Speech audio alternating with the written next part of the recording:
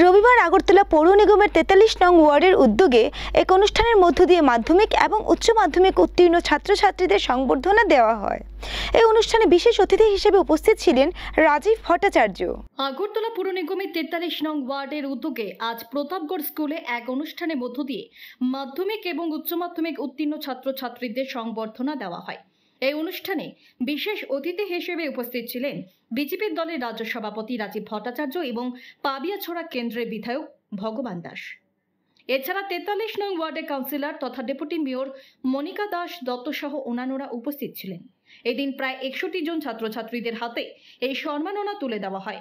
অনুষ্ঠানে আলোচনা করতে গিয়ে ছাত্রছাত্রীদের নেগেটিভ ভাবনা থেকে বেরিয়ে পজিটিভ হওয়ার পরামর্শ দেন প্রদেশ সভাপতি রাজীব ভট্টাচার্য।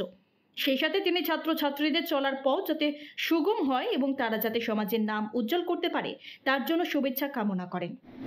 টোটাল ৬১ জন ছাত্রছাত্রী এই ছোট্ট একটা জায়গা থেকে মাধ্যমিক এবং উচ্চ মাধ্যমিক পরীক্ষায় উত্তীর্ণ হয়েছে।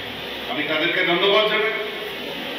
তাদের চলার পথ যাতে সুগম হয়, তারা যাতে সমাজের নাম উজ্জ্বল করতে পারে, আমি তাদেরকে শুভেচ্ছা এবং অভিনন্দন জানাচ্ছি। পাশাপাশি যেহেতু দাঁড়িয়েছি, দু একটা কথা তো বলতেই হবে, কারণ আমার এই সঠিক সময়টাকে তোমরা পাথেয় করে তোমাদের আগামী দিন পথ চলার দিকে এগিয়ে যাবে।